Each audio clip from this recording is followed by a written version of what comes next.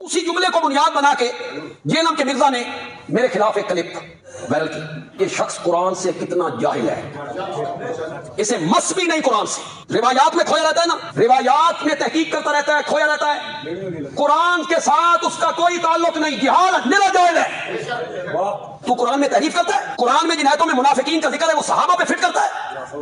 جملہ جو میں نے بار بار دہرایا, جس کی تکلیف ہوئی وہ جملہ یہ تھا, صحابہ تاریخی اور کتابی شخصیات نہیں ہیں, صحابہ قرآنی شخصیات ہیں. صحابہ کو دو گروہوں میں تقسیم کیا قرآن نے. سورت حدید کی آیت نمبر 10 میں تو نے اپنے کلم میں کہا صحابہ کی 3 کیٹیگریاں ہیں. قرآن صحابہ کی 2 کیٹیگریوں کا ذکر کرتا ہے, فتح مکہ سے پہلے ایمان لانے والے, فتح مکہ کے بعد ایمان لانے والے. مقام فتح مکہ سے پہلے ایمان لانے والوں کا زیادہ ہے, وہ افضل ہیں, اعلیٰ ہیں, برتر ہیں, لیکن کلن کہو زور سے کہو, کلن وعد اللہ الحسنى, کلن کہو یار, کلن وعد اللہ الحسنى. صحابہ کرام کو تو اللہ نے اعلیٰ درجے کی ڈگری دی ہے. سورہ توبہ کے اندر والسابقون الاولون من المہاجرین والانصار, سبقت لے گئے جو پہلے پہل مسلمان ہو گئے, خواہ وہ مہاجرین ہیں یا انصار, اور جنہوں نے احسان کے ساتھ ان کی پیروی کی. پھر اللہ نے کہا رضی اللہ عنہم ورضوا عنہ, اللہ ان سے راضی, وہ اللہ سے راضی. راضی جن سے اللہ ہوا ہے وہ ہیں سابقون الاولون, اور احسان کے ساتھ جو ان کی پیروی کرنے والے ہیں. اس کا مطلب ہے جو احسان کے ساتھ پیروی نہیں کریں گے وہ نہیں. اس کے بعد کہا کہ مدینہ اور اہل مدینہ میں پکے منافق موجود ہیں, اور وہ اتنے کٹر ہیں کہ اے نبی تم بھی انہیں نہیں پہچانتے ہو, اللہ پہچانتا ہے. لیکن قانوناً ان کو صحابہ ہی کہا جاتا ہے, قانوناً. ظاہر ہے کہ پتہ تو نہیں ہے کہ کون ہے. اب مجھے بتائیں, غزوہ تبوک کے موقع پر جو حضور کے ساتھ 30,000 کا لشکر گیا تھا تو حضور صحابہ کو ہی ساتھ لے کے گئے تھے نا. انہی میں سے 12 بندوں نے حضور پہ قاتلانہ حملہ کیا تھا نا واپسی پہ, چوٹی سے آپ کی سواری گرانے کی کوشش کی, جو مسند احمد میں پوری تفصیل موجود ہے, اور صحیح مسلم میں 7035 نمبر حدیث ہے. نبی علیہ السلام نے فرمایا میرے اصحاب میں 12 منافق ہیں, وہ اس وقت تک جنت میں داخل نہیں ہوں گے جب تک کہ سوئی کے ناکے سے اونٹ نہ گزر جائے. یعنی امپاسبل. یہ مثال دی جاتی تھی عرب میں نا, قرآن میں بھی سورۃ الاعراف میں یہ مثال آئی ہے. اور ان میں 8 ایسے ہیں جن کی پشت پہ دبیلا پھوڑا نکلے گا, جس کی ہیٹ وہ اپنے سینے میں محسوس کریں گے. اس پھوڑے سے ان کی موت ہوگی. ہم سے لوگ بڑا زور لگا کے پوچھ رہے ہیں بتائیں کس کی ہوئی ہے. بھئی وہ سابقون اولون میں سے کوئی نہیں ہے جس کی موت اس طریقے سے ہوئی ہو. حضرت ابوبکر, عمر, عثمان علی رضی اللہ عنہم اجمعین اور ان کے ساتھی وہ لوگ نہیں ہیں, بعد والے لوگ ہیں. وہ کون ہے آپ علماء سے پوچھیں, میں تو جاہل آدمی ہوں, علماء سے پوچھ کے چلیں. دوبیلا پھوڑے سے ان کی موت کی. قاتلانہ حملہ کرنے والے کون تھے؟ قانوناً صاحب, میں ہمیشہ لفظ قانوناً صحابی کی بات کرتا ہوں. یہ جو نبی علیہ السلام کا ایک قریبی رشتہ دار عبید اللہ, جس کے ساتھ سیدہ ام حبیبہ کی شادی ہوئی تھی اور حضور کا صحابی تھا, ہجرت حبشہ میں حبشہ بھی گیا, یعنی سابقون الاولون میں. تو ان کو تو رضی اللہ عنہ اللہ نے کہا ہے قرآن میں سابقون الاولون ہو گیا. حبشہ جا کے المستدرک الحاکم میں پوری ڈیٹیل موجود ہے, یہ جا کے عیسائی ہو گیا اور عیسائی مرا, مرتد ہو گیا. صحابی بھی سابقون الاولون میں سے بھی, حضرت معاویہ رضی اللہ تعالیٰ عنہ کی بہن ام حبیبہ کا خامند بھی. اتنے ٹائٹل اس کو, مرتد ہو کے مر گیا. اسی لیے جب واپس آئی تو حضور نے دل جوئی کے لیے پھر ام حبیبہ سے خود نکاح کیا, وہ ام المومنین بن گئی. آپ کے نزدیک تو اس کو مرتد نہیں ہونا چاہیے تھا, اللہ اس سے راضی ہو چکا ہوا تھا. ہاں جی دسو. بخاری مسلم دونوں میں حدیث ہے, ایک کاتب وحی, ایک کاتب وحی کے اوپر بڑا ایک کر رہے ہوتے ہیں نا, ایک کاتب وحی جس کے بارے میں بخاری مسلم میں آیا کاتب وحی. سورہ آل عمران, سورۃ البقرہ اس نے نبی علیہ السلام سے پڑھی, مرتد ہو گیا, مر گیا. دفناتے تھے, لاش زمین اٹھا کے باہر پھینک دیتی تھی, اور لوگ چیما گوئیاں کرنا شروع ہو گئے کہ یہ رسول اللہ کے ساتھی ہیں جو یہ اس کی لاش باہر نکال دیتے ہیں. پھر انہوں نے پبلکلی دفنایا, پھر بھی لاش باہر گری. کیونکہ ظاہر حضور کو اس نے چیلنج کر دیا تھا نا کہ یہ نبی کو کچھ نہیں آتا, جو میں لکھتا ہوں وہ وہی ہوتی. نعوذ باللہ, اب یہ نبوت سٹیک پہ لگی ہوئی ہے سرکار, اس کو آپ کو چھوٹا مسئلہ سمجھ رہے ہیں. حضور نے اس کی گستاخی کرنے کے سبب اللہ تعالیٰ نے اسے پبلکلی سزا دی کہ زمین نے اس کی لاش قبول نہیں کی. اور بخاری مسلم کے الفاظ ہیں جب وہ مرا حضور نے پہلے ہی کہہ دیا تھا کہ زمین اس کو قبول نہیں کرے گی. اوئے ہوئے ہوئے کاتب وہی تھا. سابقون الاولون بھی ہو گیا یہ بھی. لیکن وفات تک جو رہے, اور وفات سارے حضور کی زندگی میں تو فوت ہوئے ہیں, چند % لوگ, باقی تو بعد میں فوت ہوئے ہیں. اور بخاری مسلم دونوں میں ملا کے 1 درجن سے زیادہ احادیث ہیں کہ نبی علیہ السلام فرماتے ہیں میرے حوض کوثر پہ کچھ لوگ لائے جائیں گے, میں کہوں گا اصحابی اصحابی. وہ ایک مولانا صاحب کہتے ہیں کہ یہ تو کافروں کی سٹیٹمنٹ ہے. بخاری مسلم دونوں میں حدیث ہے نا, عبداللہ ابن ابی کی جب کارستانیاں کھلی رسول اللہ پر صلی اللہ علیہ وآلہ وسلم پر, ان کے ساتھیوں پہ, تو حضرت عمر نے اجازت مانگی, یا رسول اللہ اجازت ہے میں اس منافق کا گلا کاٹ دوں. آپ نے فرمایا کہ چھوڑ دو عمر, لوگ کہیں گے یہ اپنے صحابہ کو قتل کرواتا ہے. تو ایک مولانا صاحب کہتے ہیں وہ تو لوگ کہتے تھے او سرکار بخاری مسلم پڑھو, نکلو اپنی کھڈا تو باہر, دنیا چینج ہو چکی ہے. بخاری مسلم دونوں میں 1 درجن سے زیادہ حدیث ہیں. حضور حوض کوثر پہ کہیں گے اصحابی اصحابی اصیحابی اصیحابی, یہ میرے صحابہ ہیں. تو فرشتے کہیں گے یا رسول اللہ آپ کو نہیں پتا, یہ ایک مماتی مولوی کو پتا ہے, آپ کو نہیں پتا. ہاں آنا ہوں پھر گھیڑے چ وہ تواڈے وڈے مرے ہوئے بزرگ بھی ساڈے اگے اللہ دے فضل نال فیل نے علمی طور سے, تسی تے شے ہی کوئی نہیں ہو. یا رسول اللہ آپ کو نہیں پتا آپ کے بعد یہ دین سے الٹے قدم پھیر گئے تھے جن کو اس مماتی نے ڈگری دی ہوئی تھی اپنی طرف سے. تو آپ فرماتے ہیں سحقن سحقن لمن غیر بعدی, ان پہ پھٹکارو, ان کو مجھ سے دور کر دو جنہوں نے میرے بعد میرے دین کو بدل دیا.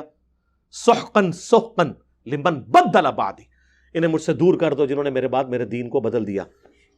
یہ حدیث بخاری مسلم میں جب روایت ہوتی ہے تو وہ تابعی روایت کرنے کے بعد کہتے ہیں عبداللہ ابن ابی ملیکہ, وہ کہتے ہیں اے اللہ ہم تجھ سے دعا کرتے ہیں تیرے نبی کے مرنے کے بعد ان کے دین سے الٹے قدم نہ پھریں.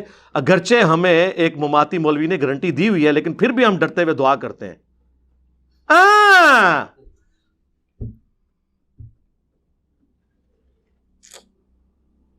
ہم بھی اللہ سے دعا کرتے ہیں اللہم من احییتہ منا فاحیہ علی الاسلام ومن توفیتہ منا فتوفہ علی الایمان.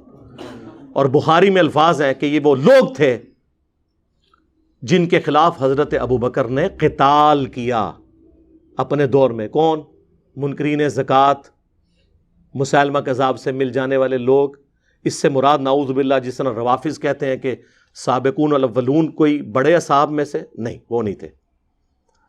اور بخاری اور مسلم دونوں میں موجود ہے کہ عرب کے قبائل رسول اللہ کی وفات کے بعد ابوبکر کے دور میں مرتد ہو گئے. اب مجھے یہ بتائیں رسول اللہ کی وفات کے بعد جو مرتد ہو وہ رسول اللہ کی زندگی میں کیا ہوتا ہے؟ مماتی صاحب, مسلمان نہیں کہنا, صحابی کہنا ہے. کلن کلن کہنا ہے, کلن.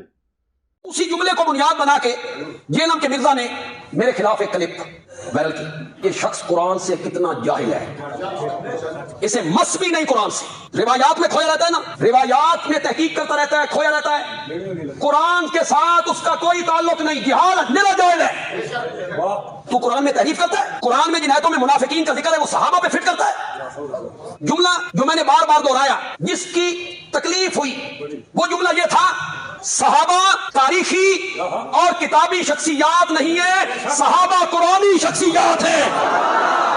صحابہ کو 2 گروہوں میں تقسیم کیا قرآن نے. سورت حدید کی آیت نمبر 10 میں تو نے اپنے کلم میں کہا صحابہ کی 3 کیٹیگریاں ہیں. قرآن صحابہ کی 2 کیٹیگریوں کا ذکر کرتا ہے, فتح مکہ سے پہلے ایمان لانے والے, فتح مکہ کے بعد ایمان لانے والے.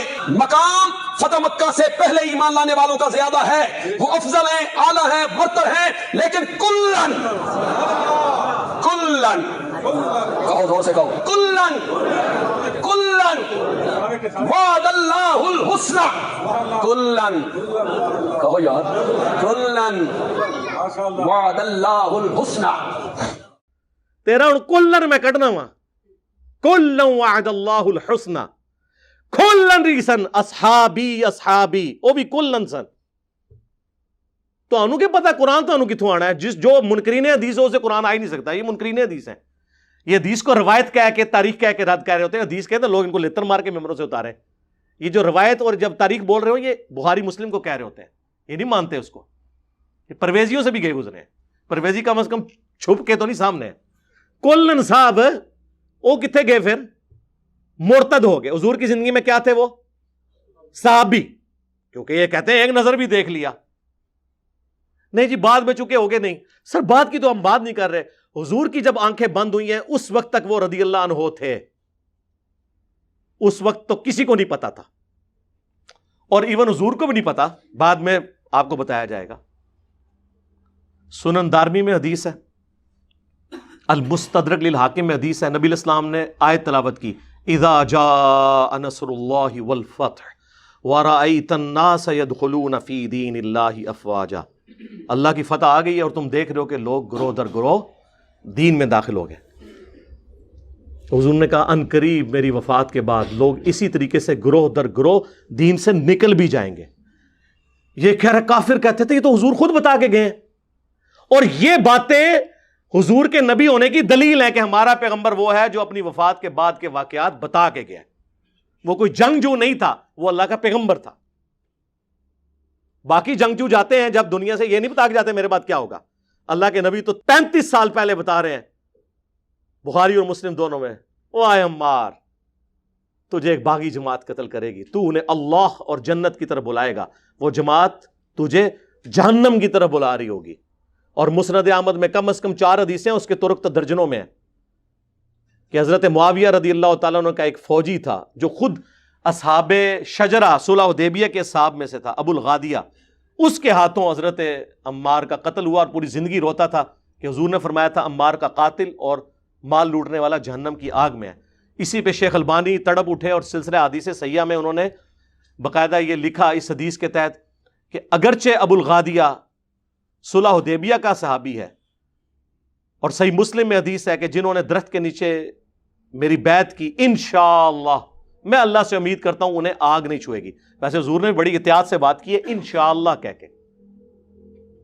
تو یہ فضیلت اس سے اٹھ گئی کیونکہ جب خاص بات آ جائے تو عام فضیلت اٹھ جاتی ہے. یہ شیخ البانی محدث اعظم سعودیہ, البانیہ کے رہنے والے تھے, سعودیہ میں سیٹل ہوئے پھر یہاں سے بھی چلے گئے. یہ انہوں نے لکھا.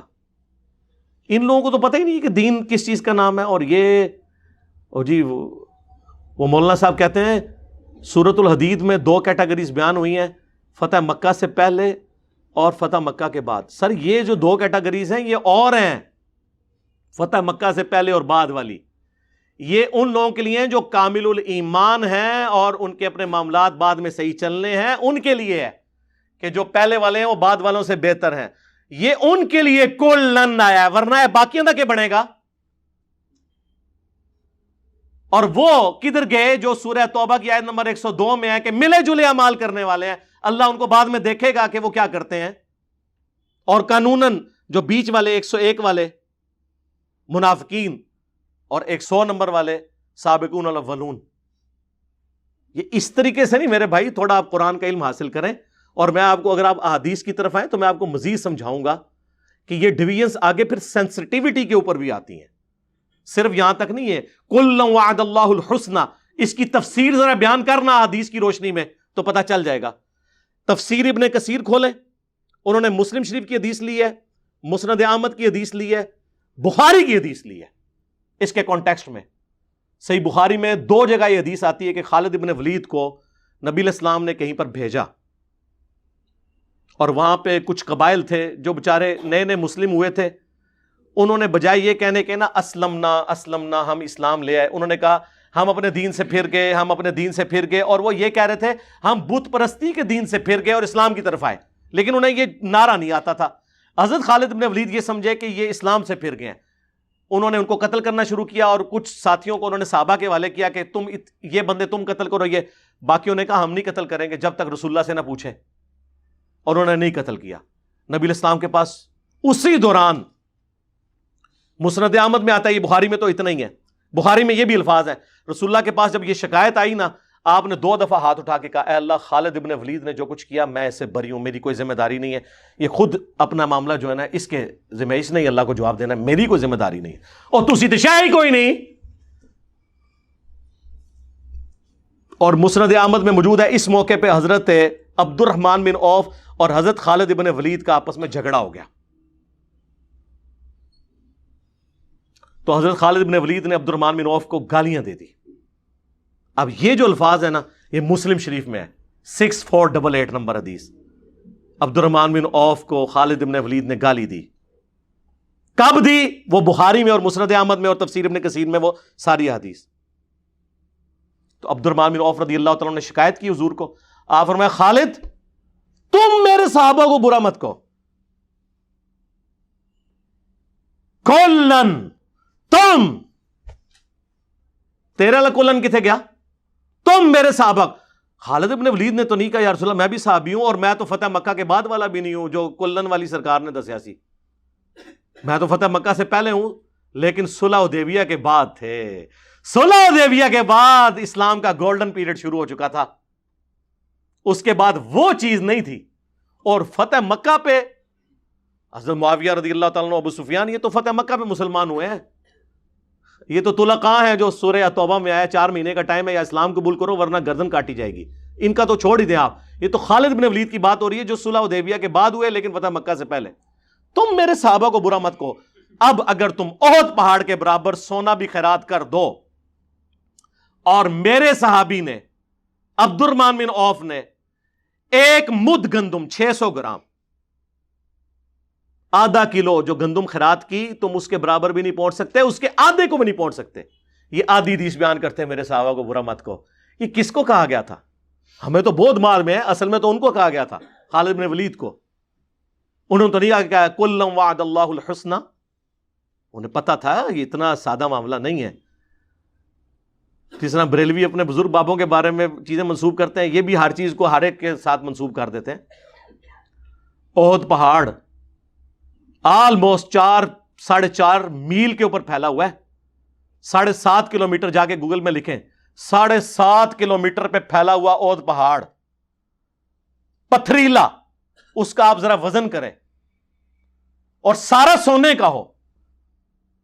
اور عبد الرحمن بن عوف, اور یہ تو بات عبد الرحمن بن عوف کی بات ہو رہی ہے, مولا علی کی تو آپ چھوڑ ہی دیں, مولا علی کی در, یہ تو عبد الرحمن بن عوف کی بات ہو رہی ہے. علی معاویہ بھائی بھائی, کتوں بھائی بھائی بھائی, بہت فرق, رہن دو. عبد الرحمن بن عوف رضی اللہ تعالیٰ عنہ کے برابر نہیں پہنچ سکتے. احد پہاڑ اتنا سونا, تو آپ دیکھیں میں نے ایک جملہ بولا تھا کروڑوں معاویہ ہونا ایک عمار کے برابر نہیں ہے. میں نے اس پہ رجوع کیا ہے کہ کھربوں معاویہ بھی ہوں ایک عمار کے برابر نہیں, کیونکہ حضرت عمار کا اتنا سا گندم خیرات کرنا, احد پہاڑ کے برابر سونا بھی خیرات کر دیں حضرت معاویہ رضی اللہ تعالیٰ عنہ, تو سر احد پہاڑ کے برابر سونا جو اس کی تو قیمت بہت ہے, اتنے سے سونے میں ہی اربوں معاویہ پورے ہو جائیں گے, کھربوں ہی تو کیلکولیٹر فیل ہو جائیں گے. میں نے بلکہ ایک بہت بڑے انجینئر صاحب, میں نے کہا یہ سپر کمپیوٹر, ان کا یہ کیلکولیشن نہیں ہو سکتی اس کی اگر سونے کی قیمت لگائی جائے.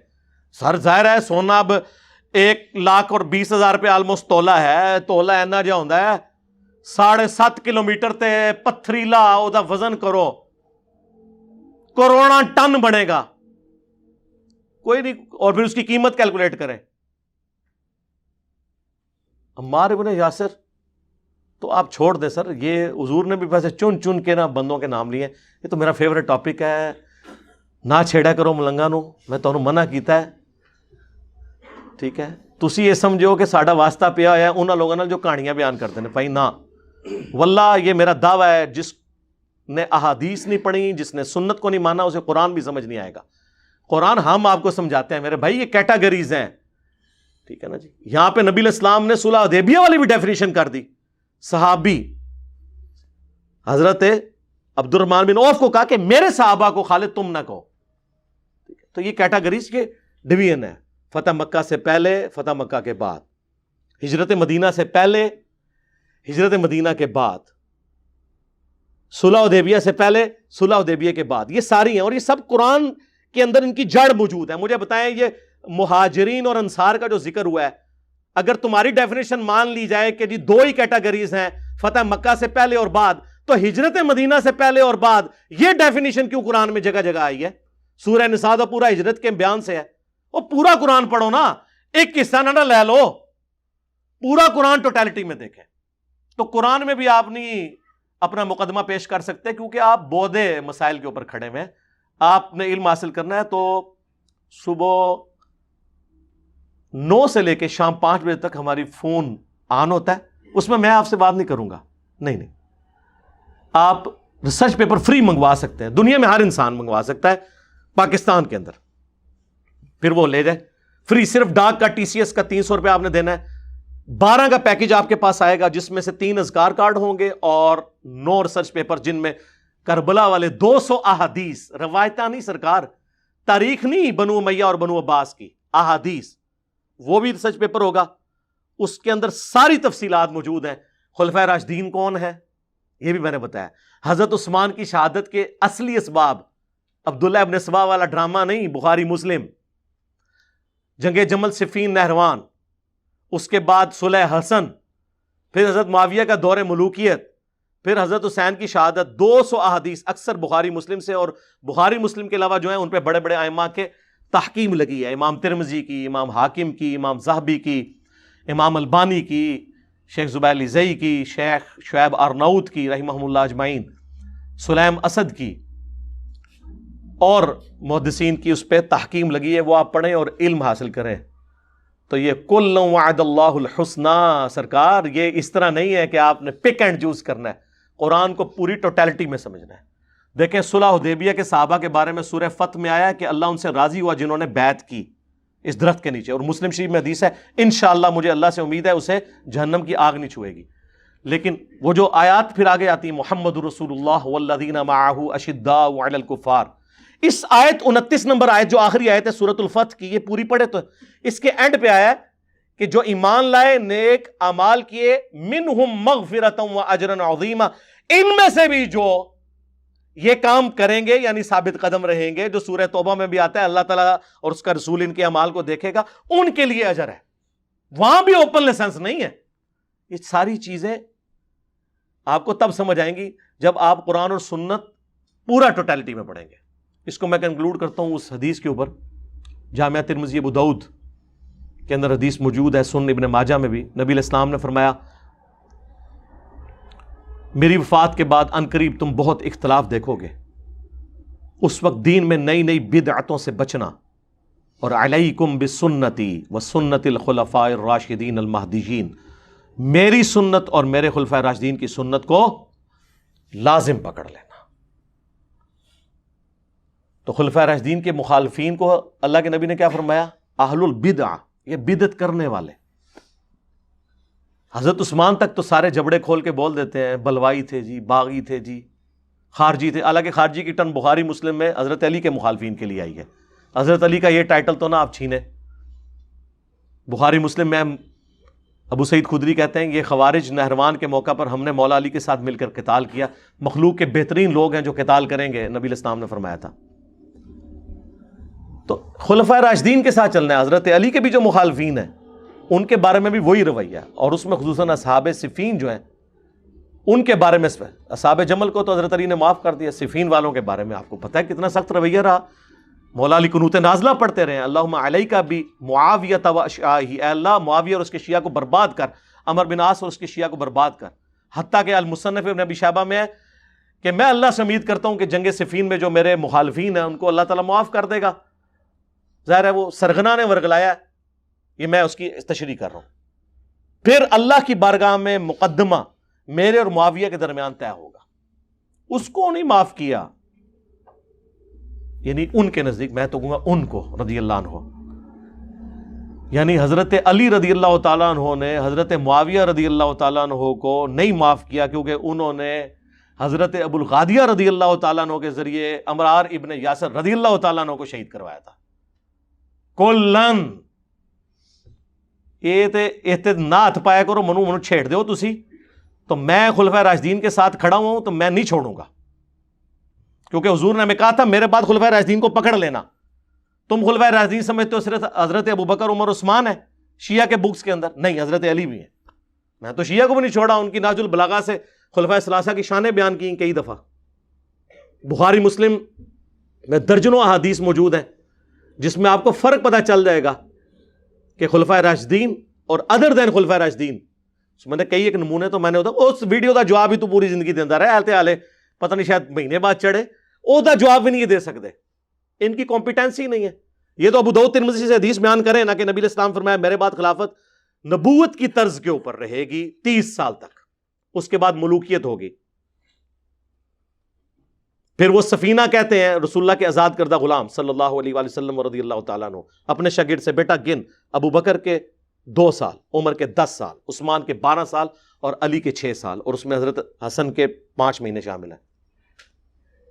تو وہ آگے سے کہتا ہے کہ یہ بنو امیہ کے لوگ تو کہتے ہیں علی علیہ السلام خلیفہ ہی نہیں, یہ علیہ السلام امام داؤد نے نقل کیا ہے. تو حضرت سفینہ کو غصہ آتا ہے, وہ کہتے ہیں کہ یہ ان کی پیڑ سے جھوٹ نکلا ہے, ان کی تو اپنی حکومت شریر ترین بادشاہت ہے. تو یہ 30 سال کے بعد شریر ترین بادشاہت شروع ہو گئی ہے. مسند احمد میں الگ سے حدیث موجود ہے کہ جب نبی علیہ السلام فرمایا مجھے اللہ اٹھائے گا پھر خلافت علی منہاج النبوہ ہوگی, اس کے بعد کاٹ کھانے والی ملوکیت یعنی مخالفین کو کاٹنے والی. اور یہ 30 سال خلافت والی حدیث سنن نسائی الکبریٰ کے اندر موجود ہے, المستدرک للحاکم کے اندر موجود ہے, المصنف ابن ابی شیبہ کے اندر موجود ہے, مسند ابی داؤد طیالسی کے اندر ہے. مسند ابی داؤد طیالسی جو امام مسلم کے استاد ہیں, امام بخاری کے استاد ہیں, انہوں نے یہ حدیث جب لی ہے نا تو اس میں وہ پھر شاگرد پوچھتا ہے حضرت سفینہ سے کہ اگر خلافت 30 سال ہے تو حضرت معاویہ کیا ہے؟ تو انہوں نے کہا حضرت معاویہ ملک ہے, خلیفہ نہیں ہے. ہم حضرت معاویہ کو خلیفہ نہیں مانتے, چھڑا خلیفہ نہیں, خلیفہ راشد ہے ہی نہیں, چھڑا خلیفہ بھی نہیں, کیونکہ ایک ٹرم ہے جو خاص بندے پہ بولی جائے گی, وہ ملک ہیں, بادشاہ ہیں. ویسے تو آپ امیر المومنین فی الپاکستان عمران خان صاحب کو کہہ لیں خلیفہ, وہ اس طرح آپ جو مرضی کہتے رہیں, ملک ہیں. انہوں نے کہا وہ تو بادشاہ ہیں. اور مصنف ابن ابی شیبہ میں ہے یہ شریر ترین سخت گیر بادشاہ ہے, اور ان کا پہلا بادشاہ معاویہ ابن ابی سفیان ہے. حضرت سفینہ نے خود فام بیان کیا ہے یہ کون ہے. تو سر یہ ہم یہ چیزیں کھول کے اس لیے بیان کرتے ہیں تاکہ کسی کو کوئی ابہام باقی نہ رہے. اللہ تعالیٰ سے دعا ہے جو حق بات میں نے کہی اللہ تعالیٰ ہمارے دلوں میں راسخ فرمائے. اگر جذبات میں میرے منہ سے غلط بات نکل گئی اللہ تعالیٰ ہمارے دلوں سے محو کر دے, دھو دے, ہمیں معاف بھی فرما دے. ہمیں کتاب و سنت کی تعلیمات پر عمل کر کے دوسرے بھائیوں تک پہنچانے کی توفیق عطا فرمائے. سبحانک اللہم و بحمدک اشہد ان لا الہ الا انت استغفرک و اتوب الیک وما علینا الا البلاغ المبین.